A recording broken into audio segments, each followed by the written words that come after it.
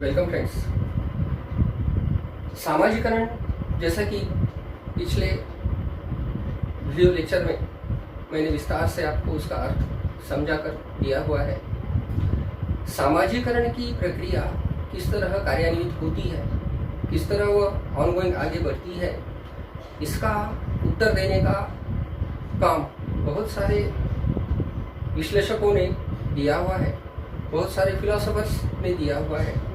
और उनमें एक महत्वपूर्ण एक तत्ववेत्ता, एक मनो विश्लेषक जिनका नाम है सिगमंड फ्राइड, और उन्होंने अपने सिद्धांत द्वारा यह स्पष्ट करने का प्रयास किया है कि यह सामाजिकरण की प्रक्रिया किस तरह कार्यान्वित होती है। सामाजिकरण एक ऐसी प्रक्रिया है जिसके द्वारा मनुष्य का समाजशील प्राणी में रूपांतरण होता है। तो यह किस तरह होता है, यह बताने का कार्य सिगमंड फ्राइड ने किया हुआ है। सिगमंड फ्राइड के इस सिद्धांत में, सिगमंड फ्राइड के सामाजिकरण के इस सिद्धांत में 3 कल्पनाओं का हमें दर्शन होता है, 3 संकल्पनाओं का हमें दर्शन होता है, जो खुद जिसे विस्तार रूप से सिगमंड फ्राइड ने स्पष्ट किया हुआ है। पहला है कि एक ईट यानी इदम, ये ईट क्या है? उसके अनुसार ईट वो सभी दबी हुई इच्छा है जो मनुष्य के अंदर होती है, सभी इच्छाएं, पर वो ऐसी इच्छाएं होती है जो समाज विरोधी होती है, जैसे कि चोरी करना, कुछ अनैतिक बातें करना, कुछ बच्चों के कॉपी करने की उसकी लालसा होना, या स्कूल बंक करना, या झूठ बोलना, परिश्रम ना करना वगैरह, जो भी समाज विरोधी जो भी इच्छाएं हैं जो हमारे अंदर दबी हुई है, जो समाज मान्य नहीं है, वह सभी ईड होती है, ऐसा सिगमंड फ्राइड का कहना है। दूसरी एक अच्छी एक कल्पना, एक संकल्पना जो दी है सिगमंड फ्राइड ने, उसे हम अहम, ईगो कहते हैं। वो ईगो क्या है? वो ईगो एक नियंत्रण का काम करता है।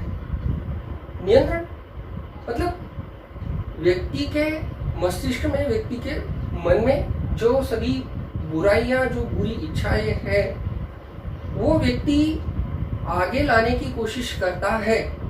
जब जब उसकी इच्छाएं प्रबल होती है, उसे दबाने का, उसे नियंत्रण, उस पर नियंत्रण करने का काम यह अहम करता है। तो यह नियंत्रण का काम है। सिगमंड फ्राइड ने इस ईगो को घुड़सवार की उपमा दी है। मतलब ये एक घोड़ा अपने मन से इधर उधर जो जाने की कोशिश करता है, पर उस पर सवार जो घुड़सवार होता है, उस घोड़े को अपनी मन के अनुसार इधर उधर नहीं जाने देता। वह ये निश्चित करता है कि उस घोड़े को कहाँ जाना है, किस ओर जाना है, किस दिशा की ओर जाना है, कब जाना है वगैरह। उस घोड़े पर वो जिस तरह से नियंत्रण का काम करता है घुड़सवार, वैसे ही ईगो इन इच्छाओं पर नियंत्रण का कार्य करता है, ऐसा सिगमंड फ्राइड का कहना है। तीसरी जो महत्वपूर्ण संकल्पना है वह है सुपर ईगो यानी परम अहम। यह परम अहम क्या है? यह परम अहम समाज में बनी बनाई जो हमारे पुरखों से चली आ रही सभी अच्छाइयाँ हैं, सभी नैतिकताएं हैं, समाज के सब लोग उन्हें एक्सेप्ट करते हैं, उन्हें आदर्श मानते हैं, उनके अनुसार वर्तन करने की कोशिश करते हैं। सब लोग यह ध्यान रखते हैं कि हम सुपर ईगो के अनुसार ही कार्य करें। तो यह सभी नैतिकताएं, सभी अच्छाइयाँ, ये सुपर ईगो होती है। पर अभी सामाजिकरण की प्रक्रिया किस तरह से कार्यान्वित होती है इन तीनों चीजों को लेकर? तो सिगमंड फ्राइड का कहना है कि ये तीनों में सतत संघर्ष होता है। ये तीनों चीजों के लेकर हमारे मन में, हमारे मस्तिष्क में सदैव संघर्ष चलता रहता है, और इस संघर्ष के चलते ही सामाजिकरण की प्रक्रिया कार्यान्वित होती है, ऐसा सिगमंड फ्राइड का कहना है। अब इसे तो हमें उदाहरण से समझ लेना चाहिए, जब ही ये सभी विस्तार से हमें समझ में आएगा। तो मान लीजिए कि इनमें किस तरह से संघर्ष होता है और सामाजिकरण किस तरह से होता है हर व्यक्ति का। तो उदाहरण के द्वारा हमें इस पूरे सिद्धांत को समझ लेना चाहिए।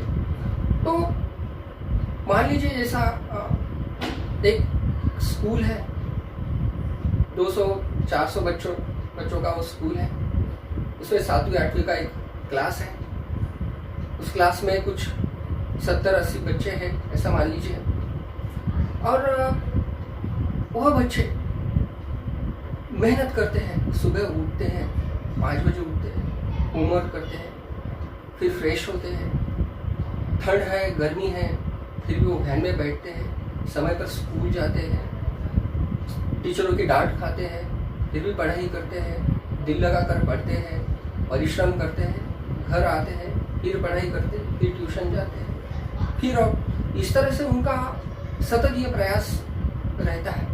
वो सभी अच्छी बातें करते हैं। तो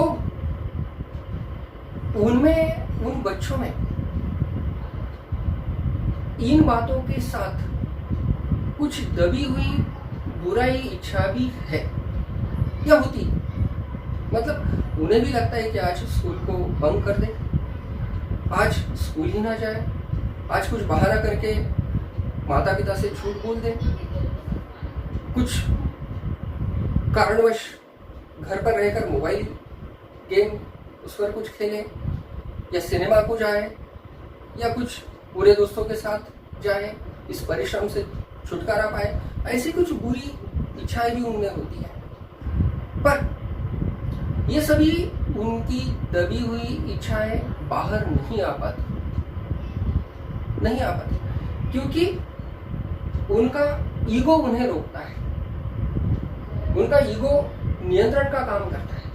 उनका ईगो यह कहता है कि ये जो बनी बनाई समाज की जो नैतिकताएं है, समाज की जो अच्छाइयाँ है, समाज की जो मूल्य व्यवस्था है, वो उन्हें मान्यता नहीं देगी। आप बुरे काम करोगे तो समाज के वो विरोधी हो जाएगा, समाज के वो अगेंस्ट आपका बिहेवियर, आपका वर्तन समाज के विरोधी हो जाएगा, आप समाज से बाहर रहोगे। तो इसलिए हम नियंत्रण की कोशिश करता है, उनकी इच्छाओं को दबाने का काम करता है, और बच्चे भी यह मानते हैं। और वह बच्चे अक्सर अपनी इच्छाओं को दबाकर समाज की नैतिकताओं के अनुसार वर्तन करते हैं। मतलब कि ईद में और सुपर ईगो में, मतलब ईदम में और परम अहम में सतत संघर्ष चलता रहता है। ये दबी हुई इच्छाएं कहती है कि समाज की सभी नैतिकताएं तोड़ दे, हम झूठ बोले, माता पिता से झूठ बोले, स्कूल को बंक कर दे, हम परिश्रम ही ना करें, समाज की नैतिकताओं के विरुद्ध हम वर्तन करें। ऐसा दोनों में संघर्ष चलते रहता है, पर इनमें मीडिएटर का काम ईगो करता है। जब जब इच्छाएं प्रबल होती है तब तब ईगो उन्हें रोकता है और यह कोशिश करता है कि उन बच्चों का जो वर्तन है वह सुपर ईगो के अनुसार ही रहे। और होता भी यही है कि यह ईदम हार जाता है और वह सुपर ईगो के सामने झुक जाता है, और जब भी वह झुकता है तो इस ईगो का रूपांतरण, यह ईड का रूपांतरण ईगो में बदल जाता है। मतलब कि बच्चों के अंदर जो भी बुराइयां इच्छाएं हैं वो बाहर नहीं निकलती, वो झुक जाती है परम अहम के सामने, और बच्चे यह कहने लगते हैं कि नहीं, ये ठीक नहीं है, हमें सुबह उठना है, हमें स्कूल बंक नहीं करना चाहिए, हमें परिश्रम से दूर नहीं हटना चाहिए, हमें माता पिता का अपमान नहीं करना चाहिए, हमें बहाने नहीं बनाने चाहिए।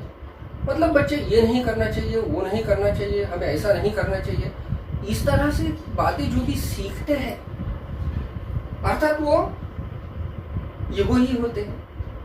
मतलब जब जब भी ये ईड हार जाता है तो उसका रूपांतरण ईगो में होता है। तो इतना ही क्लियर है।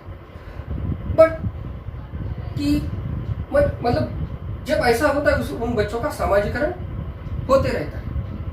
हमारा भी हुआ है, आपका भी हुआ है, कल भी हुआ था और आगे भी होता है।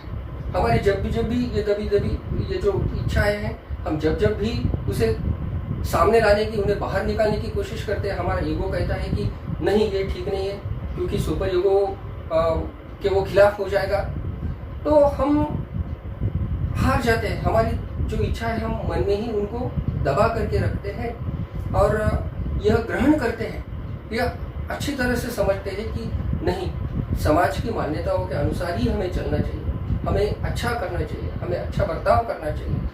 तो हम जो यह कहते हैं कि हमें अच्छा करना चाहिए, हमें ये बातों को करना चाहिए, हमें बुरी बातों को छोड़ देना चाहिए, तो हम तब हमारा यह ईगो ही, मतलब ये इच्छा है, ईगो बन जाती है।